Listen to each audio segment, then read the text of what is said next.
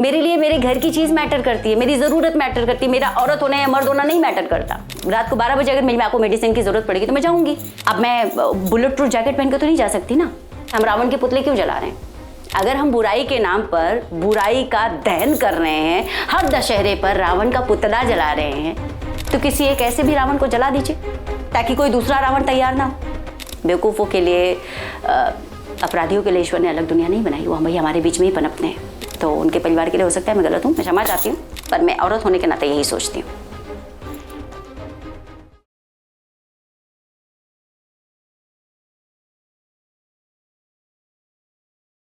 नमस्कार, मैं हूं रेहान हुसैन और आप देख रहे हैं लहरें। इस बातचीत के लिए आज हमारे साथ एक ऐसी मेहमान मौजूद हैं जिनका सीरियल जो है हप्पू की उल्टन पलटन छोटे पर्दे पर काफ़ी मशहूर है और लोग इसे देखना पसंद भी करते हैं, क्योंकि इस किरदार की लीड एक्ट्रेस रज्जो अक्का गीतांजलि मिश्रा जी हमारे साथ मौजूद हैं। गीतांजलि जी, स्वागत है। नमस्कार। सबसे पहले आपको नमस्कार। लहरे के दर्शकों को मेरा नमस्कार, प्रणाम। बहुत लंबे समय से फॉलो कर रही हूँ। मुझे लगता है कि स्कूल कॉलेज के दिनों से लहरे देखते आए थे। एक लंबा गैप के बाद दोबारा और स्पेशली लहरे पे आने का मौका मिला, तो ये अपने आप में मुझे लगता है बहुत बड़ा सम्मान है। जितने भी पुराने वीडियोस हैं सब आपने देखा और अभी आपने बताया, तो आप कैसे डिस्क्राइब करेंगी लहरे के अचीवमेंट पे?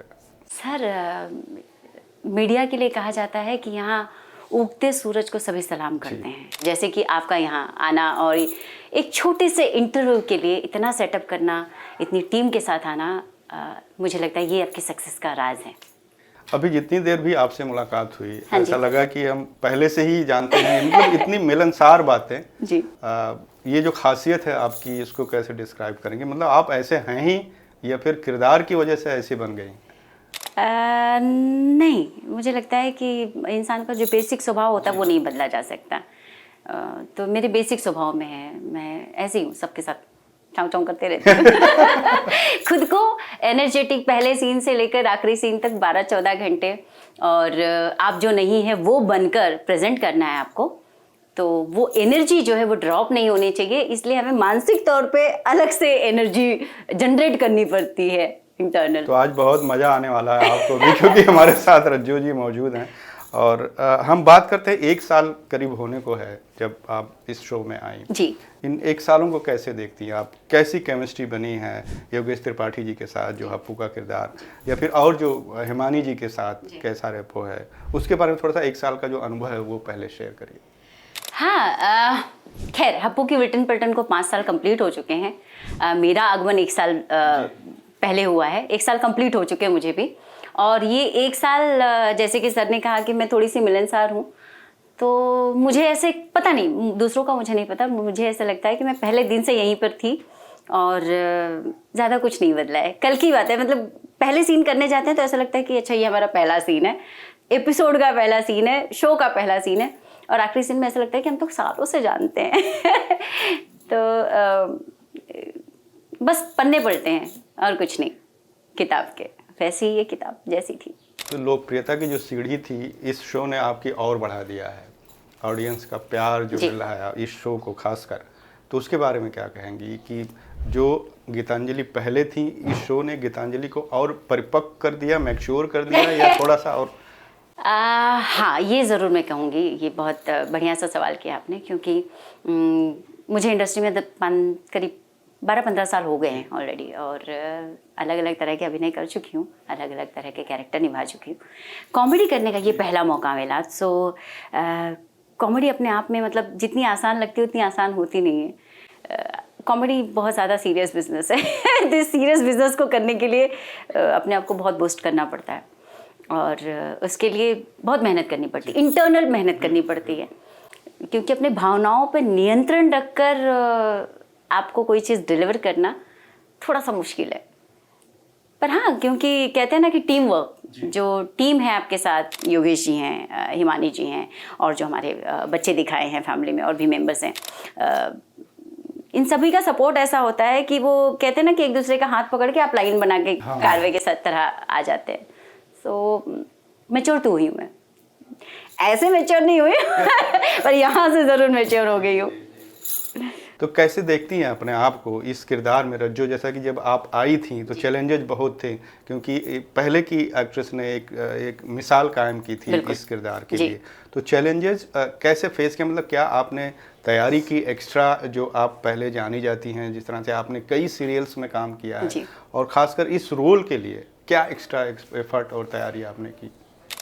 देखिए, इस रोल के लिए डिफ़िकल्ट सबसे बड़ा टास्क ये था कि किसी और के जूते पहनने थे आपको, और कहते हैं कि चलना है तो सबसे पहले कदम रखना पड़ेगा, और उसमें ही सबसे पहले पत्थर आने वाले हैं, ये आपको पता है। तो जो कामना पाठक जी, जो मुझसे पहले राजेश का किरदार निभा रही थी, 4 साल ऑलरेडी शो को हो चुके थे। शो अपने आप में काफ़ी पॉपुलर है नॉर्थ में, स्पेशली नॉर्थ बेल्ट में, क्योंकि हमारे शो का जो सेटअप है वो कानपुर दिखाते हैं हम, और बुंदेलखंडी हमारी भाषा है। तो झांसी से लेके कानपुर तक के बीच की बातचीत, लहजा, ये सब दिखाते हैं। तो सबसे बड़ा टास्क था पहले भाषा का, क्योंकि मेरा जन्म मुंबई में हुआ है, मेरी जड़ें ज़रूर बनारस से हैं, पर भाषा सबसे बड़ा पहला टास्क था। तो उस पर पकड़ आने के लिए थोड़ा सा टाइम लगा, पर हाँ, हो गया, अब ज़्यादा बेहतर है। दूसरी एक चीज़ मुझे लगता है कि मुझे ऐसा लग रहा था कि पिछले 15 सालों में मैंने हर तरीके का अभिनय कर लिया है। ऐसा नहीं कि कॉमेडी नहीं किया, पर इस तरह का नहीं किया। तो मैं क्या करूं जिससे मुझे खुद भी एक किक मिले, शो में भी कुछ मेरा इनपुट हो। जो नई राजेश आई है उसका अपना क्या है, हर इंसान का अपना एक वजूद होता है, एक स्वभाव होता है बेसिक। तो मुझे ऐसा लगा कि मैं शायद जो गीतांजलि मिश्रा की एनर्जी है उसे थोड़ा सा ऐड करती हूँ, जिसको लाइव कर देती हूँ थोड़ा सा। तो मैंने, जैसे जनरली पहले राजेश बोलती थी, तो वो ऐसा है तुम्हारे मुंह में दे देंगे दो, ठीक है। तो मुझे ऐसा लगा कि बहुत सटल तरीके से बोला जाता है। अब इसको अगर थोड़ा सा लाइव फटाफट कर दें तो कैसे होगा? मुंह दौड़ नहीं, तुम आओ, हटो, हमें नहीं बात करनी। तो ये एक एक्टर का एफर्ट होता है कि आप उससे किस तरीके से पेश करते हैं। बिल्कुल। तो सर, एक्टर जो होता है, मुझे लगता है कि हमारे दर्शक काफ़ी समझदार हैं, पुराना समय काफ़ी नहीं है, अब उन्हें सब पता है। आप ऊपर से हमारे पास ऑप्शंस इतने सारे हैं, तो आप क्विकली चैनल चेंज होते हैं, इसलिए आपको थोड़ा सा लाइवनेस डालना ज़रूरी है, ताकि एंटरटेनमेंट, एक बार आदमी रुके कि क्या कहा इसने, दोबारा से रिपीट देखे। तो ये जो रिपीट वाला है ना, एक्टर को उस पर काम करना पड़ता है, और वही मैंने करने की कोशिश की है। सो अभिनेता या अभिनेत्री पानी जैसा है, जो रंग डालेंगे, चाय पत्ती डालेंगे तो चाय में तब्दील होगी, कॉफ़ी डालेंगे तो कॉफ़ी की खुशबू आएगी। तो वैसे ही है। इस तरह के जो डेली शो होते हैं मैम, उसमें राइटर का भी एक अपना है होता है कि वो किस तरह से लिख के देता है और एक्टर किसे उसे अडॉप्ट करता है और अपने वर्क कल्चर में ऑडियंस के सामने पेश करता है। हाँ जी। तो ये जो चैलेंज होता है कि राइटर की लिखी हुई चीज़ें एक्टर जब अपने आप को ढालता है उसमें, तो फिर जब दर्शकों के सामने पेश करता है, तो उसमें कितनी तैयारियां और कितना अपना एफर्ट शामिल होता है, उसके लिहाज से क्या कहना चाहेंगे आप? सर, मुझे ऐसा लगता है कि अगर जेन्युइन मैं अपने दिल की बात कहूँ तो सबसे बड़ा योगदान जो है वो राइटर का होता है, क्योंकि राइटर वो व्यक्ति है, अगर मैं एक आम मोटी भाषा में कहूँ तो राइटर जो है वो एक कुंवारी माँ है, ठीक है, और जो किसी को मैं इमेजिन करती है और किसी कैरेक्टर को, किसी पात्र को, किसी कहानी को लिखता है, सोचता है, उसे शेप देता है। और जो एक्टर होता है वो एक राइटर के थॉट को, मतलब जो उन्होंने लिखा है, जो उन्होंने सोचा है, उसे कंसीव करता है। तो कंसीव करना और डिलीवर करना किसी और की सोच को, ये एक्टर का जॉब होता है, और डिफ़िकल्ट है, आसान नहीं है इतना। पर अगर मैं राइटर जहाँ तक सोच पाते हैं या जिस तरीके से उन्होंने सोचा है किसी भी कैरेक्टर को एज एन एक्टर, मुझे वो करने का मौका मिलता है और मैं 10% भी कर पाती हूँ, तो मुझे ऐसा लगता है कि मैंने बहुत बड़ा काम कर लिया। कंसीव करना और डिलीवर करना बहुत डिफ़िकल्ट टास्क है, क्योंकि ये बिल्कुल गर्भ धारण करना, 9 महीने उसे जीना और फिर उसको डिलीवर करना, उसके बाद में उसका पालन पोषण कैसा होगा और वो कैसा निकलेगा, ये दर्शकों पर निर्भर करता है। तो हमारा काम है सिर्फ गर्भ धारण करना, डिलीवर करना और पालन पोषण करना। तो अभी हम पालन पोषण के कगार पर हैं और उस प्रोसेस में हैं। बाकी शो की जो सक्सेस है उसका क्रेडिट श्रेय जाता है दर्शकों को। अगर हम सही में क्या कह रहे हैं, हमारा इतना अच्छा पालन पोषण हो रहा है, हम इतने सक्सेसफुल हैं, तो दैट क्रेडिट गोज टू जो हमारे दर्शक हैं। बिल्कुल। एक ज़माना था जब फिल्मों में काम करना काफ़ी दूसरे नज़र से देखा जाता था, फिर चाहे वो लड़का हो या फिर लड़की हो। एक ज़माना ऐसा भी था कि जो फिल्में लिखते थे या फिर डायरेक्टर या फिर प्रोड्यूसर, इनको लोग नहीं जानते थे। लेकिन अब चीज़ें काफ़ी बदल गई हैं। लोग राइटर को भी पहचानने लगे हैं, एक्ट्रेस एक्टर को तो पहचानते ही थे, बाकी जो पर्दे के पीछे का कास्ट है वो भी बाई फेस अब जानने पहचानने लगे हैं। तो ये वर्क करने का जो तरीका ज़माने के हिसाब से बदला है, इसे आप कैसे देखिए कि हर कोई एक अपनी एक पहचान बना रहा है? देखिए, मुझे ऐसा लगता है कि मैं लकी हूँ कि मैं उस ज़माने में नहीं हूँ जहाँ पर आपको आपके वजूद की पहचान नहीं होती थी। लोग आपको किसी पर्टिकुलर पात्र के रूप में ही जानते थे। और ये बहुत अच्छी बात आपने कही कि आज राइटर को भी जानते हैं, डायरेक्टर को भी जानते हैं, प्रोड्यूसर को भी जानते हैं। हम किसी फिल्म या कॉन्सेप्ट की बात करते हैं तो कहते हैं किसने डायरेक्ट किया, अच्छा जो उन्होंने ये डायरेक्ट किया। अच्छा, कभी कभी ऐसा होता है कि हम किसी राइटर या डायरेक्टर के नाम पे कॉन्सेप्ट देखने चले जाते हैं। सही देखा जाए तो ये उनका श्रेय उन्हें मिल रहा है, जो बहुत ज़रूरी है।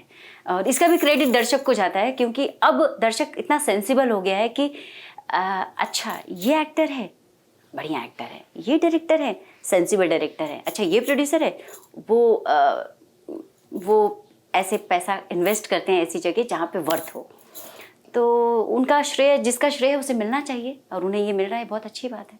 समय के साथ चीज़ें बदली हैं और ये खूबसूरत बदलाव है। अच्छा मैम, आपके कुछ हम लाइफ के बारे में जानना चाहेंगे। आपने शुरुआत कहाँ से की है? क्या शुरुआती दौर में ही आपने डिसाइड कर लिया था कि हम इसी फील्ड में आएंगे, या फिर एक्टिंग, या फिर कुछ और बनना चाह रहे थे? नहीं, बिल्कुल नहीं। कभी नहीं। एक्टर तो कभी नहीं बनना चाहते थे, क्योंकि मैं, ये अलग बात है कि मैं मुंबई जैसे महानगर में मेरा जन्म हुआ है, पर मेरी जड़ें जो हैं बनारस की हैं। और जिस परिवार से मैं आती हूँ, एक ऐसे मध्यम वर्गीय, बिलो मध्यम वर्गीय ऐसे कहूँगी मैं, परिवार, ब्राह्मण परिवार से आती हूँ, जहाँ पर आज भी घूंघट की प्रथा है। तो ज़बरदस्ती नहीं है, रिस्पेक्टफुली है, पर मैं ऐसे परिवार से आती हूँ। तो हमारे यहाँ तो हमने मायापुरी तक नहीं पढ़ी है। तो फिल्म और सीरियल ये सब तो दूर की बात है। हाँ, पर मैं जहाँ पर रहती थी, हमारे आसपास को जो, मतलब जिस बिल्डिंग में, जिस प्रोमाइसेस में मैं रहती हूँ, वहाँ पे काफ़ी सारे लोग रहते हैं इंडस्ट्री के। तो बस इत्तेफाकन, अच्छा ये इस शो में काम करते हैं, वो एक्टर हैं, वो डायरेक्टर में हैं, वो कॉस्ट्यूम डिज़ाइनर हैं, वो ज्वेलरी डिज़ाइनर हैं, ऐसे आसपास में ज़्यादातर टेक्नीशियंस की टीम रहती है। तो बस इत्तेफाकन आना हुआ। और कहते हैं कि जब आपकी मर्ज़ी का नहीं हो, ईश्वर की मर्ज़ी का हो, तो सबसे बेहतर होता है।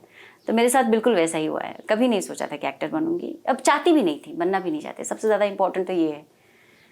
पर इत्तेफाकन ला के खड़ी कर दी गई कैमरे के सामने। और फिर ईश्वर ने कहा, बेटा आई एम द डायरेक्टर, और मैं एक ऐसा स्क्रीन पे राइटर भी हूँ जिसे कोई डिक्लाइन नहीं कर सकता। तो फिर करियर किस तरफ जा रहा था, अगर इस तरफ ना आया होता एक्टर की तरफ?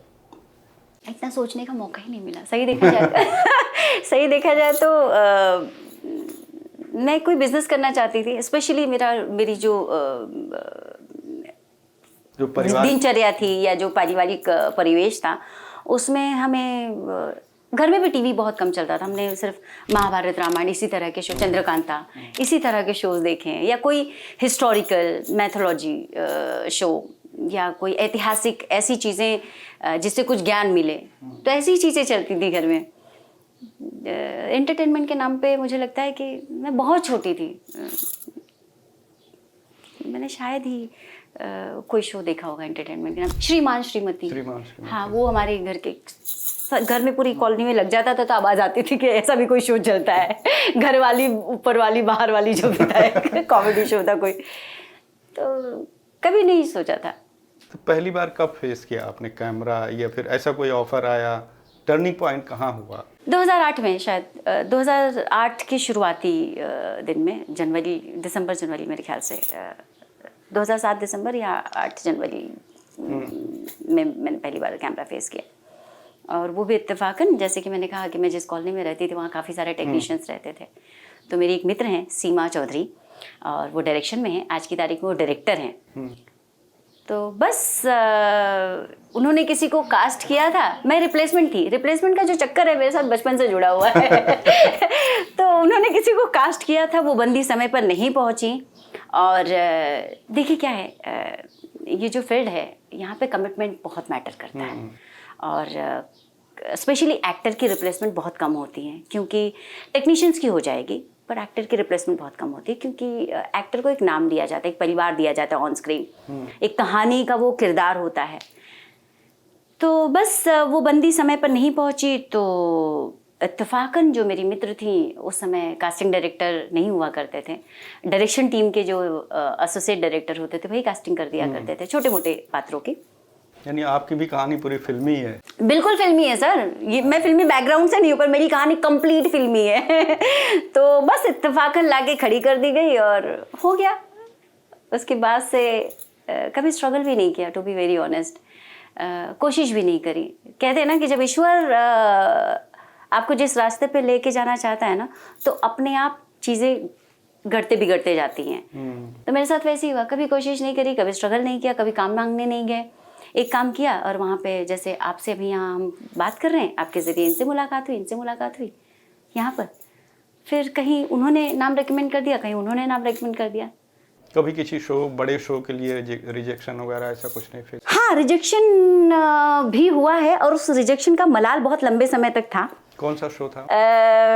बालाजी का एक शो था, बालाजी टेलीफिल्म्स का। शो का नाम तो मुझे अभी ठीक से याद नहीं, शायद देश में निकला होगा चांद, या जिस देश में है चांद, समथिंग, मुझे ठीक से याद नहीं। अदिति गुप्ता और हर्षद चोपड़ा ने वो शो किया था, जिसके लिए मेरी कास्टिंग हुई थी और एज अ लीड, और मैं वहाँ गई थी। और जैसे ही कॉन्ट्रैक्ट की कॉपी आई, जेरोक्स कॉपी, 30 दिन ब्लॉक, और उस समय 2008-9 की बात है, ये 10 की बात है शायद।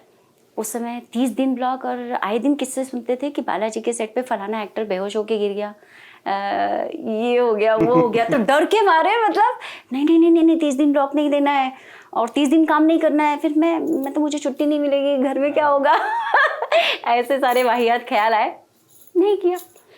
तो आपने खुद रिजेक्ट किया या फिर? नहीं, तो उस समय मैंने रिजेक्ट किया, और उसका मुझे मलाल है कि मैंने क्यों रिजेक्ट किया। फिर उसके बाद में एक और रिजेक्शन है ज़िंदगी में, जो मैं जहाँ भी जाती थी, जैसे आपके रिकमेंडेशन पे मुझे काम तो मिल जाता था, मैं काम भी करती थी, पर जब थोड़ा सा डिफरेंट तरीके का रोल होता है ना, एक समय होता है जब आप शुरुआत करते हैं, फिर उसके बाद में एक एक कदम आप आगे बढ़ते हैं। तो शुरू में ना जहन में था एक्टर बनना, ना सोचा था, ना कोई प्लानिंग थी, ना कोई इस तरह की एजुकेशन थी, ना मालूमात था।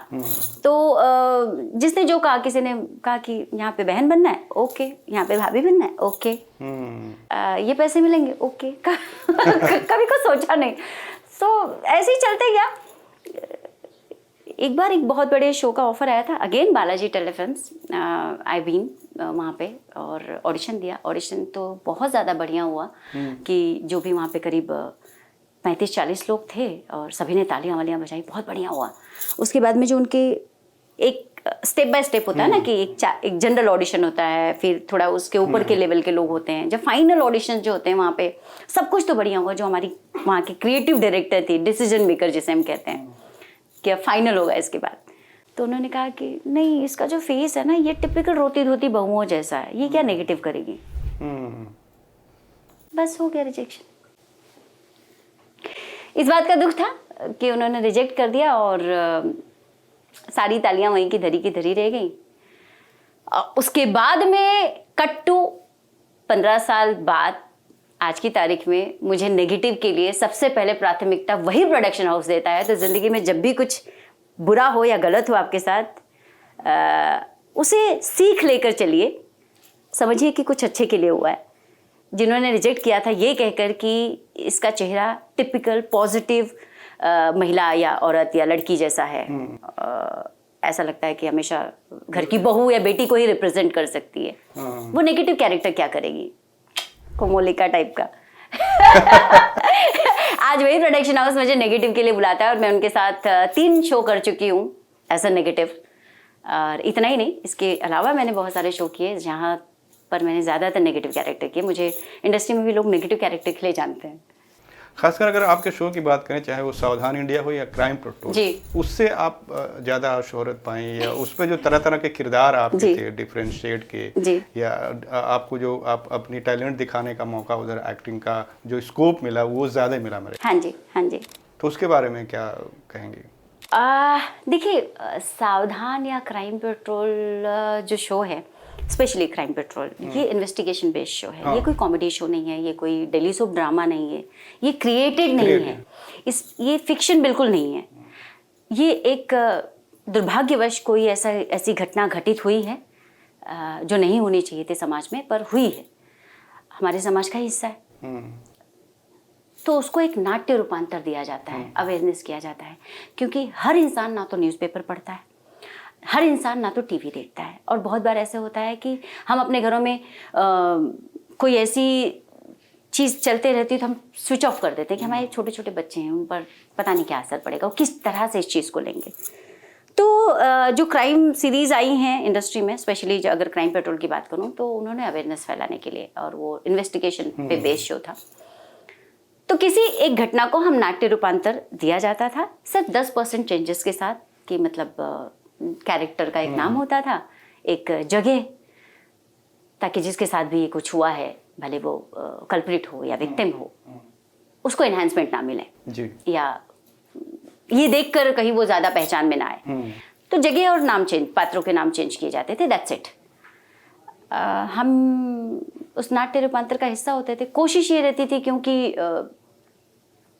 जिसके साथ भी ये हुआ है, अगर मैं कभी विक्टिम का रोल प्ले कर रही हूँ या कल्प्रिट का कर रही हूँ, तो जो करने वाला है उसकी क्या मानसिकता रही होगी, क्यों उसने ऐसा किया होगा, या क्या सोच कर किया होगा, बस इन 3-4 चीज़ों को ध्यान में रखकर किया जाता था। And I have been very lucky, या दर्शकों ने मुझे इतना ज़्यादा अपना लिया या समझ लिया कि जब भी मैंने कल्प्रिट का रोल किया तो उन्होंने मुझे कल्प्रिट समझा, और जब मैंने विक्टिम का रोल किया तो उन्होंने मुझे विक्टिम समझा।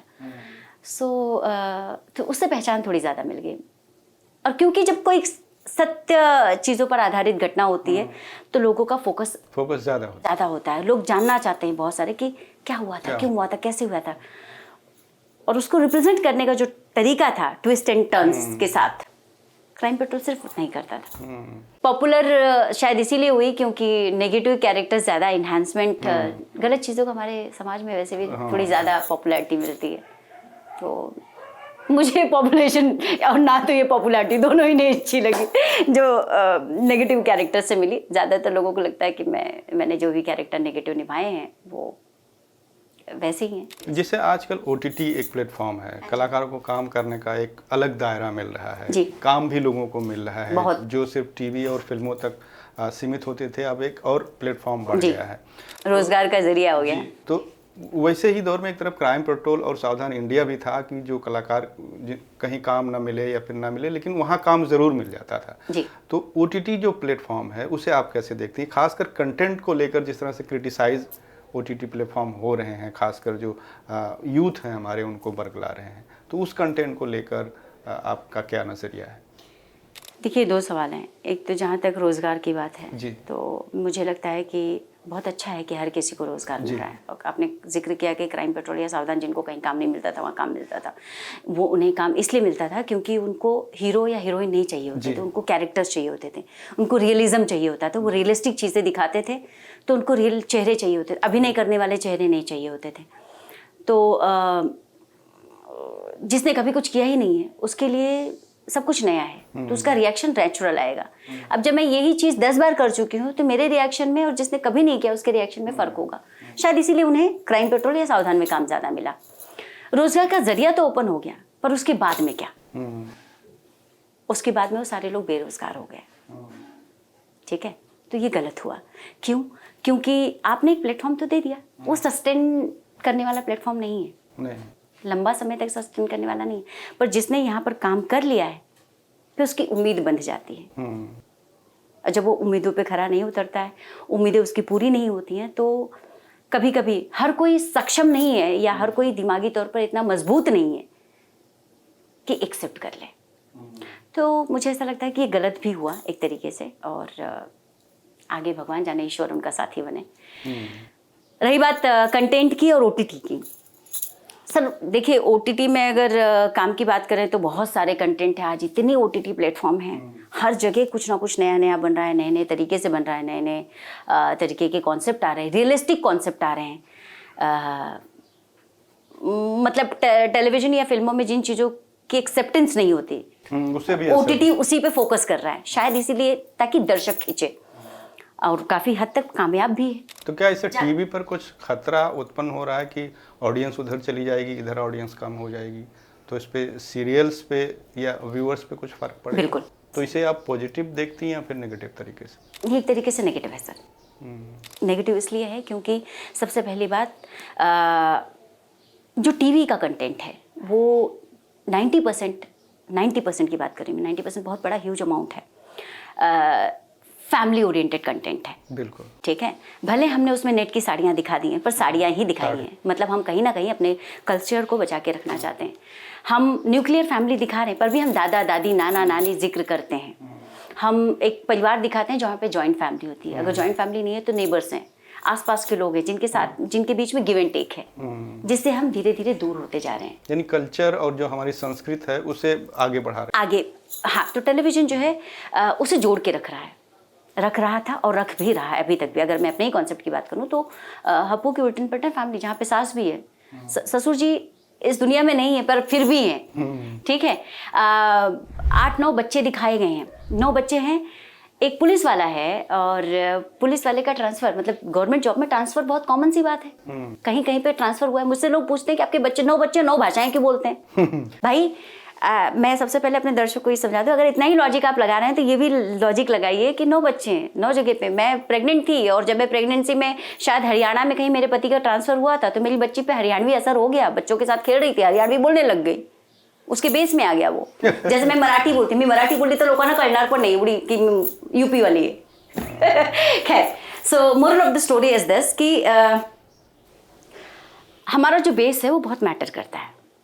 OTT प्लेटफॉर्म में क्या हो रहा है कि हमारे और परिवार के बीच में दूरियां बढ़ती जा रही हैं। मैं अपनी बात करूंगी, क्योंकि हर इंसान को खुद से जोड़ के देखना चाहिए। जैसे घर में रात को 10 बजे मेरा शो लगता है, 10 से 10:30 बजे टीवी ऑन होता है और हम सारे लोग हप्पू की उल्टन पलटन देखते हैं।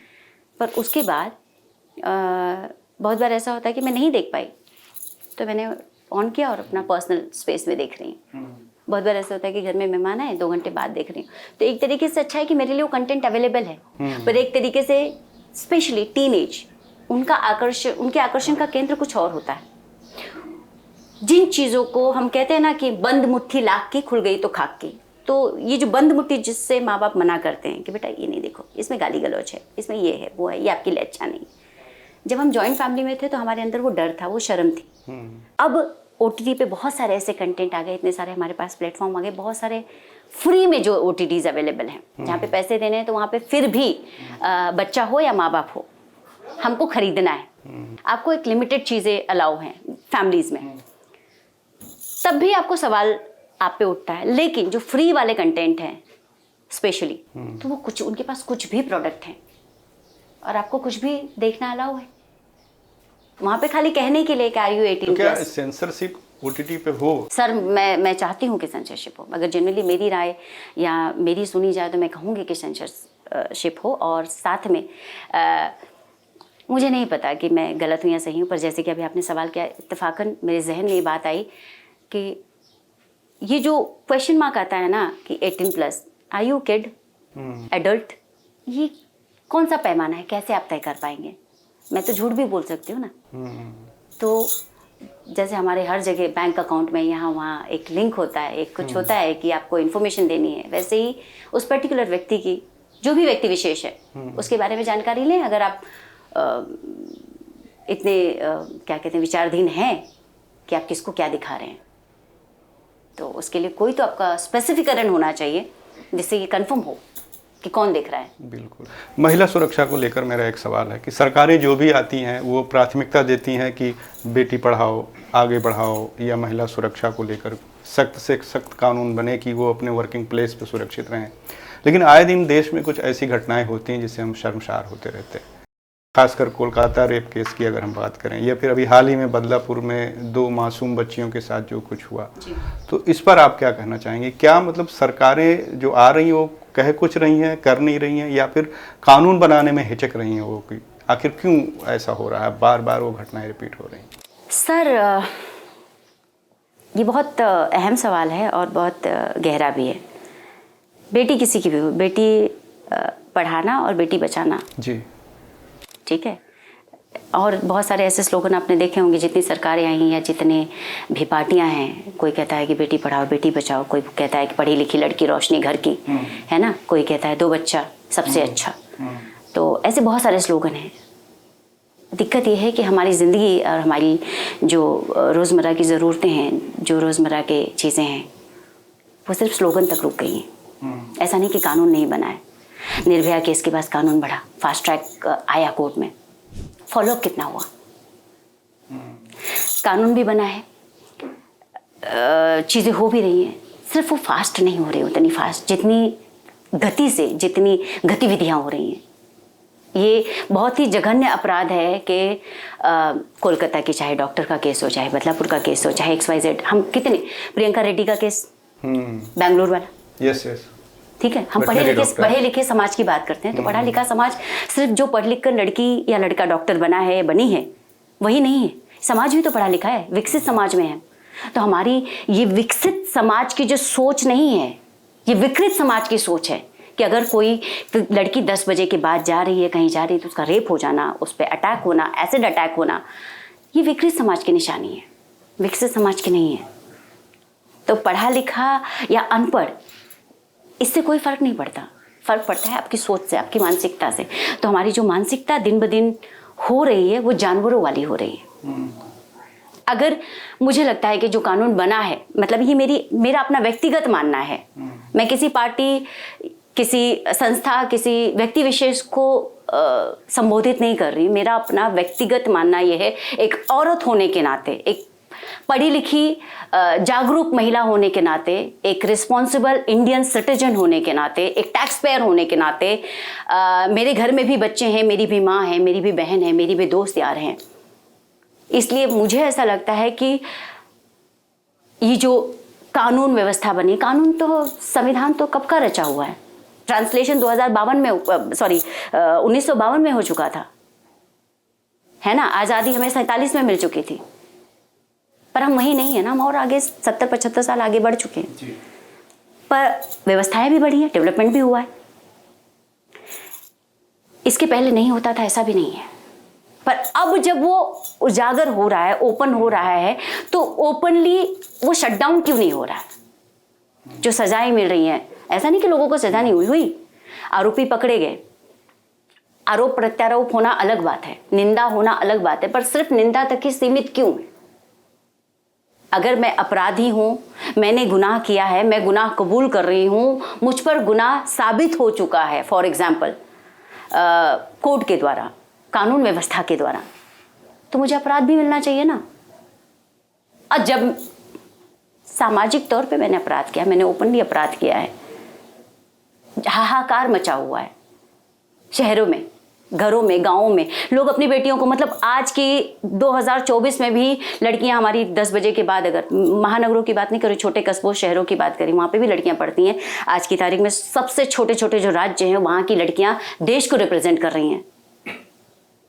ऐसे जगहों की अगर मैं बात करूँ, तो वहाँ पे भी माँ बाप अभी भी डर रहे हैं कि 9 बजे बच्चा घर नहीं आया, भले वो शूटिंग की क्या कहते हैं, राइफल की ट्रेनिंग के लिए गए हो, एथलीट के लिए गई हो, देश को रिप्रेजेंट करने के लिए गई हो, या घर का कोई सामान लाने के लिए गई हो। डिपेंड करता है ना। मैं अपने घर की इकलौती हूँ तो मैं अकेले ही जाऊंगी ना भाई, कुनबा लेके तो नहीं जाऊंगी। मेरे लिए मेरे घर की चीज मैटर करती है, मेरी जरूरत मैटर करती है, मेरा औरत होना या मर्द होना नहीं मैटर करता। तो मेरे घर में मैं अकेली हूँ, मैं रात को 12 बजे अगर मेरी माँ को मेडिसिन की जरूरत पड़ेगी तो मैं जाऊंगी। अब मैं बुलेट प्रूफ जैकेट पहन के तो नहीं जा सकती ना। कहां से कब क्या हमला होगा मुझे नहीं पता है। और हमला करने वाले ये कभी नहीं सोचते हैं कि आप कौन से जाति के हैं, कौन से धर्म के हैं, क्योंकि वो विकृत मानसिकता है, वो गंदगी सोच है, उन पे हवस इतना ज्यादा हावी है कि उनके सोचने की क्षमता ही नहीं होती। और अगर कानून की बात करें तो कानून व्यवस्था जिस तरीके से, जिस गति से काम कर रही है, मुझे ऐसा लगता है उससे 100 गुना ज़्यादा तेज करने की ज़रूरत है और खुलेआम ओपनली करने की ज़रूरत है। बार बार ये कहा जा रहा है मतलब सऊदी अरब का जो कानून है मृत्युदंड का, वैसा कानून यहाँ भी लाना चाहिए। अभी रितेश देशमुख ने कहा कि छत्रपति शिवाजी महाराज का जो कानून था उनके समय में, वैसा कानून लाना चाहिए। तो क्या आप इसकी सपोर्ट कर रही हैं, मतलब वैसा मृत्युदंड या फिर सख्त से सख्त कानून लाएं जिससे अपराधी जो है, जो राक्षस बन चुके हैं, उन्हें एक सबक मिले? बिल्कुल, मैं बिल्कुल इसके सपोर्ट में हूँ सर। मुझे ऐसा लगता है कि अगर डेथ पेनल्टी जो है वो अगर खुलेआम हो जाए, नो डाउट उसकी मर्यादित चीज़ें हैं कानून व्यवस्था के अंदर, पर अगर वो खुलेआम हो जाए तो 5% ही सही, पर जो विकृत मानसिकता वाले जो रोगी हैं उन पर भी असर होगा। और अगर ऐसा नहीं होता तो मैंने पोस्ट किया था एक कि अगर ऐसा नहीं है कि मैं दोषी को, गुनहगार को, जो किसी मतलब बलात्कार जैसे जघन्य अपराध को करता है, साबित भी हो जाता है, वो गुनहगार भी है, पता चल जाता है इन्वेस्टिगेशन के द्वारा, कोर्ट के इन्वेस्टिगेशन के बाद भी, उसके बाद भी हम पता नहीं क्या, किस लिए, कितने साल तक उसे जेल में रखेंगे, सोचेंगे, समझेंगे, फिर एक दिन डिक्लेयर कर देंगे कि फांसी हो गई। कहाँ, कब, क्यों, हमें नहीं पता, आम जनता को नहीं पता। जब तक वो आम जनता की आंखों के सामने नहीं होगा, ओपनली नहीं होगा, अगर इसे हम ओपनली नहीं कर सकते तो फिर जो हजारों साल पुराना इतिहास है हमारा, जिसे आज की तारीख में मैथोलॉजी कहते हैं, मैथो का मतलब ही होता है मिथ, इसका मतलब हम मिथ में जी रहे हैं। हम रावण के पुतले क्यों जला रहे हैं? अगर हम बुराई के नाम पर बुराई का दहन कर रहे हैं, हर दशहरे पर रावण का पुतला जला रहे हैं, तो किसी एक ऐसे भी रावण को जला दीजिए ताकि कोई दूसरा रावण तैयार ना हो। करना पड़ेगा ये। क्या होता है कि मेरे अंदर की औरत जाग गई, पर एक्चुअली में निर्भया केस हुआ था, उसकी इन्वेस्टिगेशन में हमें पता चला कि जिसे हम नाबालिग, जिसे कोर्ट ने जुवेनाइल कह दिया था, जिसे कोर्ट ने नाबालिग कह दिया था, अगर ये 15, 16, 17 साल का लड़का ये सोच सकता है कि इतना घृणित, मैं बोल भी नहीं सकती, है ना, एक औरत के शरीर में बोतल तोड़ के डाल सकता है, इतना कल्प्रिट, इतना विकृत, इतनी विकृत मानसिकता हो सकती है, तो नाबालिग कहाँ से हुआ? नाबालिग तो मासूमियत हो गई, वो कहाँ से मासूम है? उसे कोर्ट ने जो सजा देनी थी दी, उसके बाद में भी तो अपराध हो ही रहे ना। काश कि हमने थोड़ी सी ज्यादा सख्त सजा दी होती, ऐसा मुझे लगता है। ये मेरा अपना व्यक्तिगत मानना है। I may be wrong for the,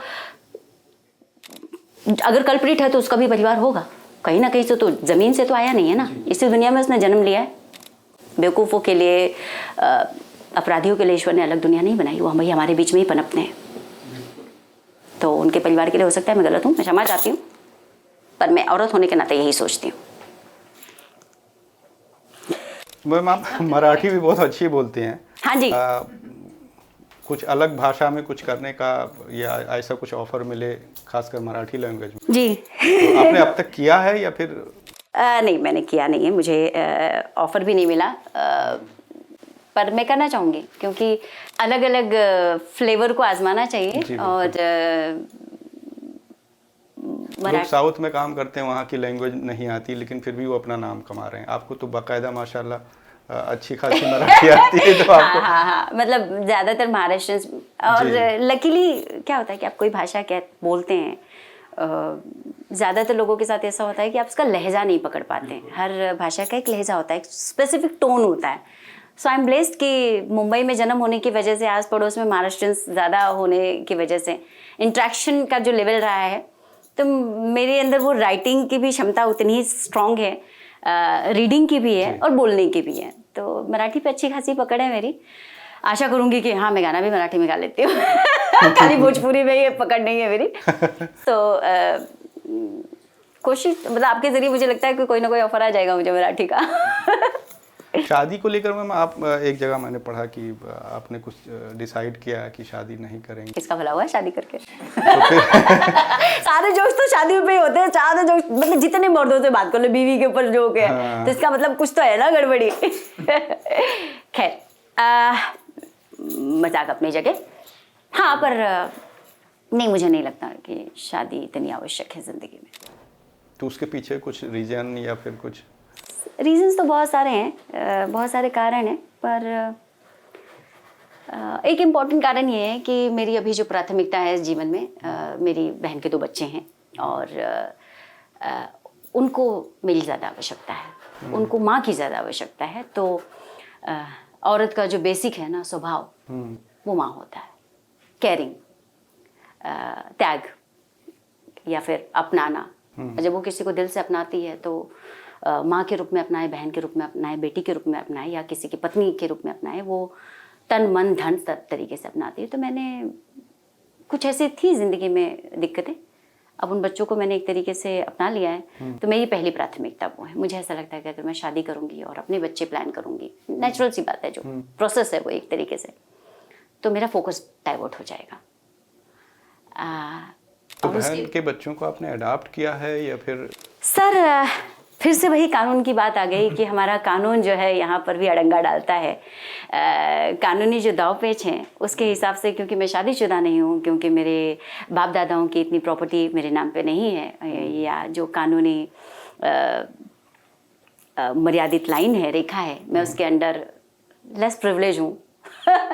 तो मैं लीगली अडॉप्ट नहीं कर सकती। ठीक है, बट इट्स ओके। क्या अपना मतलब हमेशा फर्ज निभाने के लिए पद की थोड़ी ना जरूरत होती है। तो पद से, हाँ, कद से कोई बड़ा नहीं होता, पद से बड़ा होता है। तो it's okay, I am a mother and I am happy mother and I am raising 2 good looking, good nice, I mean beautiful kids. मुझे ऐसा लगता है कि दे आर जिंदगी में जिस दिन वो ही बोलेंगे ना कि मासी जो है माँ जैसी ही है, मेरा सब कुछ किया धरा जो है वो बराबर हो जाएगा। मुझे ऐसा लगेगा कि हाँ, मैंने ज़िंदगी में कुछ अचीव कर लिया। पर्सनल लाइफ की बात कर रही हूँ मैं। जो अभी चल रहा है हाँ हप्पू की उल्टल पंटल, उसके बारे में बात करते हैं, जिसने एक नई गीतांजलि को लोगों के सामने लाकर पेश किया है। हाँ जी। तो योगेश जी के साथ काम करने का जो अनुभव है, किस आपने उन्हें कैसे पाया, कैसे हैंडल करती हैं आप? योगेश जी जो है वो बहुत हाई एनर्जी के साथ रहते हैं, मतलब 5 रेड बुल पी के आया हुआ आदमी। बहुत हाई एनर्जी पे रहते हैं और बहुत स्पॉन्टेनियस एक्टर हैं। बहुत 2 तरीके के अभिनेता होते हैं। एक होते हैं कि मेथड, जो पहले से सेट करके आते हैं कि वो इस जगह पर ये ऐसे कहेंगे, ये ऐसे कहेंगे, और एक होता है स्पॉन्टेनियस, तुमने ये कहा मैंने ये, बातचीत वाली बात करते हैं, अभिनय करते हैं वो। तो उनके साथ काम करने में बहुत मज़ा आता है और बहुत डिफिकल्ट भी है आपके लिए। जैसे मैं शुरू में आई थी तो 5-6 दिन वो भी मेरे साथ एडजस्ट कर रहे थे, मैं भी उनके साथ एडजस्ट कर रही थी, उसके बाद भी मुझे बहुत डिफिकल्ट होता था। अब हम दोनों के सीन ऐसे हो जाते, पानी मतलब मजाक में हम कहते हैं चलो पानी की तरह निपटा दे। तो अब हम सीन का कंटेंट पढ़ लेते हैं कि मुद्दा क्या है, ये जो सीन आया है ये क्या कह रहा है, मतलब इसमें बेसिक मोरल क्या है, बस ये समझ लेते हैं। उसके बाद में वो कुछ कहते हैं, मैं कुछ कहती हूँ, और ऐसे हाँ हमको यहाँ पे एक पूर्ण विराम देना है, ऐसे हो जाता है। तो एक तो वो बहुत ज़्यादा ओवर एक्सप्रेसिव हैं। उनके एक्सप्रेशंस मतलब अगर आपने उन्हें ध्यान से देख लिया तो आप हंसेंगे। तो बहुत बार मुझे बहुत ऐसे कंट्रोल करना पड़ता है और मैं वहाँ देख के उनसे बात करती हूँ।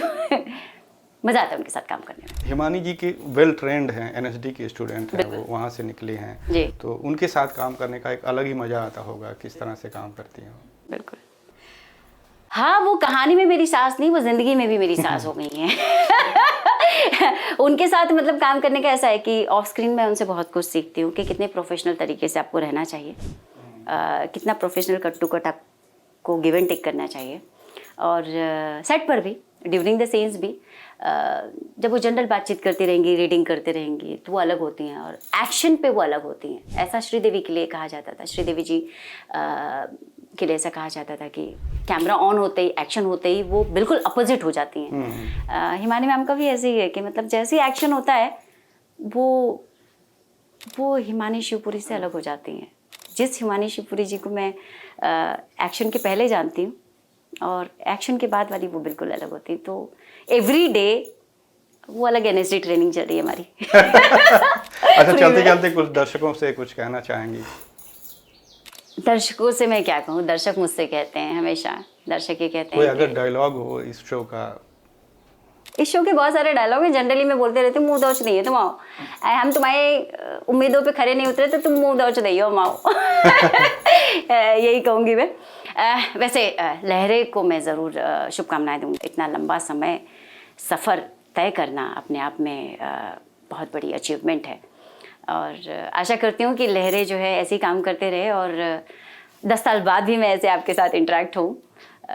बहुत बहुत शुभकामनाएं और ढेर सारा धन्यवाद कि आपने मुझे भी अपने शो पर बुलाया, मुझसे भी बातचीत की, और मुझे भी अच्छा लगा। यही कहते हैं ना कि ट्रेंड एक्टर या ट्रेंड कोई भी व्यक्ति विशेष किसी भी फील्ड का जो ट्रेनिंग के साथ आता है, क ख ग घ से लेके पोस्ट ग्रेजुएशन जिसने कंप्लीट किया उसके साथ इंटरेक्ट करना, नो नॉलेज विदाउट कॉलेज, सो उसके साथ इंटरेक्ट करना और किसी नौ सीखे के साथ इंटरेक्ट करना बहुत फ़र्क पड़ता है। सो आई एम ब्लेस्ड दैट बहुत प्रिसाइजली आपसे बातचीत हुई, खूबसूरत अंदाज में बातचीत हुई, और सफ़र अच्छा रहा, आगे भी बनता रहे। चलिए, बहुत बहुत शुक्रिया लहरे से बातचीत करने के लिए। ये थी एक्ट्रेस गीतांजलि मिश्रा जी जो हमसे बातचीत कर रही थी। नमस्कार। नमस्कार।